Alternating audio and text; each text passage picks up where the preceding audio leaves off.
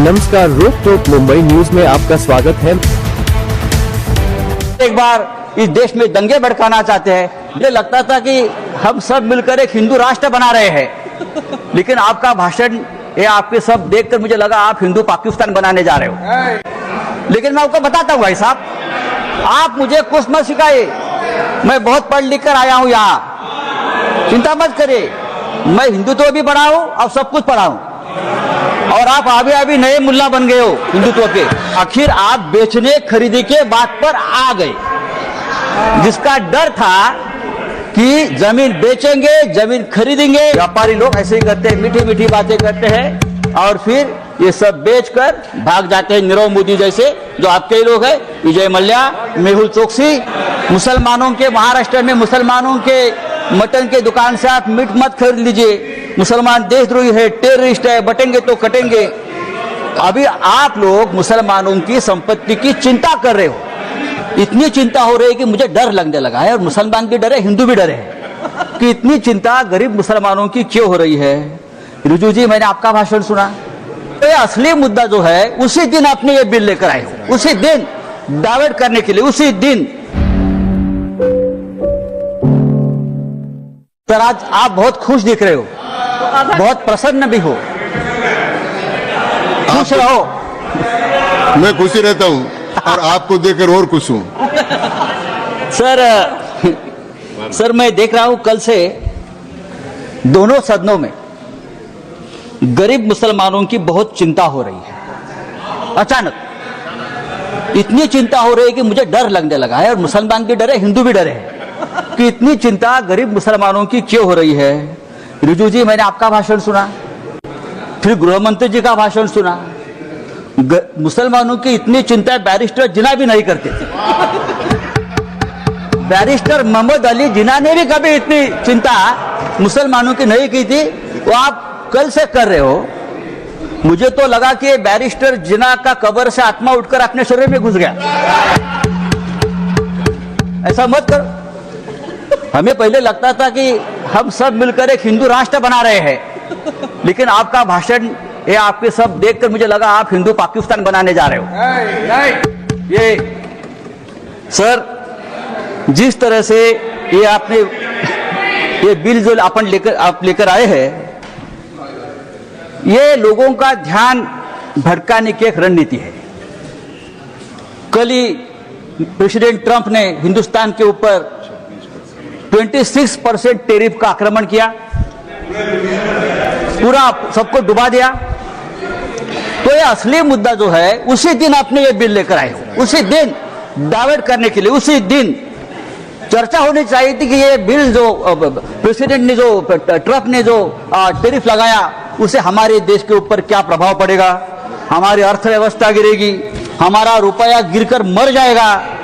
ऐसी बहुत सी बातों का जो ध्यान जनता सोच रही थी, तो आपने ध्यान हटा दिया और हिंदू मुसलमान के मुद्दे पर वापस आपने ध्यान लाकर दिया।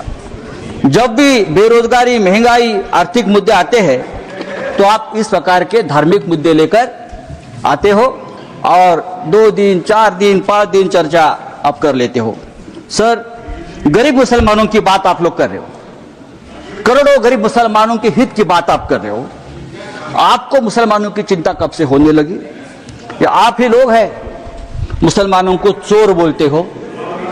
आप ही लोग हैं मुसलमान आपकी जमीन छीन लेंगे, आपके गले का मंगलसूत्र खींच लेंगे, आपके गाय बैल उठाकर लेके जाएंगे। मुसलमानों के महाराष्ट्र में मुसलमानों के मटन के दुकान से आप मीट मत खरीद लीजिए। मुसलमान देशद्रोही है, टेररिस्ट है, बटेंगे तो कटेंगे। अभी आप लोग मुसलमानों की संपत्ति की चिंता कर रहे हो। आप लोग मुसलमानों की संपत्ति के रखवाले बने हो। लेकिन मैं आपको बताता हूं भाई साहब, आप मुझे कुछ मत सिखाइए। मैं बहुत पढ़ लिख कर आया हूं यहाँ, चिंता मत करिए। मैं हिंदुत्व भी पढ़ा हूं और सब कुछ पढ़ा हूं, और आप अभी नए मुल्ला बन गए हो हिंदुत्व के। आप हमें मत सिखाइए, हमारा जन्म हिंदुत्व के काम के लिए हुआ है। कल गृह मंत्री जी का भाषण में सुन रहा था, गृह मंत्री बोल रहे हैं कि हम 2025 के पहले वाली जो मस्जिद, मदरसे, दरगाह को हाथ नहीं लगाएंगे। लेकिन जो रिक्त जमीनें हैं, जो रिक्त जमीनें हैं उसे बेचकर गरीब महिलाओं का, मुसलमान महिलाओं का कल्याण करेंगे, उनमें पैसा बांटेंगे। रिक्त जमीनें तो आखिर आप बेचने खरीदी के बात पर आ गए। जिसका डर था कि जमीन बेचेंगे, जमीन खरीदेंगे, या ये जो आपका मूल उद्देश्य है बिजनेस, व्यापार, उसके ऊपर आए, आप चुप नहीं बैठेंगे, आप जमीन बेचकर ही रहेंगे। धारावी का जो हो गया है अयोध्या में 13,000 एकड़ जमीन का घोटाला हुआ है। मैं राम मंदिर का नाम नहीं लूंगा। अयोध्या में 13,000 एकड़ जमीन का घोटाला हो गया है। केदारनाथ में 300 किलो सोना गायब हो गया है। आप हमारे हिंदू धर्म की जमीन का रक्षा नहीं कर पा रहे हो, अभी आप मुसलमानों की जमीन की रक्षा करने की बात कर रहे हो। सर, डिफेंस की जमीन आपने बेच दी अयोध्या में, किसको बेच दी? तो आपका पूरा ध्यान जो है, ये जो 2 लाख करोड़ की जमीन है, प्राइम लोकेशंस, वो किसको देने वाले हैं आप? या तो खरीदने वाले एक ही है, बेचने वाले भी 2 है, खरीदने वाले भी 1 है। तब अगर आपको जमीन की चिंता है, अगर आपको जमीन की चिंता है, तो हमारे कश्मीर पंडित ही है। अब कश्मीर के हमारे पंडित भाई है, 40,000 कश्मीरी पंडित की अब तक जमीन नहीं मिली है, घर नहीं मिला है। आप उनकी चिंता करो, उनकी घर वापसी नहीं हुई है कश्मीरी पंडितों की, आप उनकी चिंता करो। सर, लद्दाख में चाइना घुसकर हमारे जमीन पर कब्जा कर बैठा है, 40,000 वर्ग किलोमीटर। आप हमारे चाइना के जो कब्जे में जमीन है, आप उसकी चिंता करो। आप हाँ दीजिए, हम रक्षा करेंगे, हमारा देश है। तो ये जो आपने एक बिल लाया है संजय जी, ये जो आपने बिल लाया है, वो आपका उद्देश्य साफ नहीं है। आप वो जमीन का व्यवहार करना चाहते हैं। अभी तो बड़ी बड़ी बातें, मीठी मीठी बातें आप करते हो, लेकिन आप व्यापारी लोग हो। व्यापारी लोग ऐसे ही करते हैं, मीठी मीठी बातें करते हैं और फिर ये सब बेचकर भाग जाते हैं। नीरव मोदी जैसे जो आपके ही लोग हैं, विजय मल्ल्या, मेहुल चोकसी भाई साहब। तो मैं आपको बोल रहा हूं, ये जो बिल लाया, thank you Sanjay ji, thank you.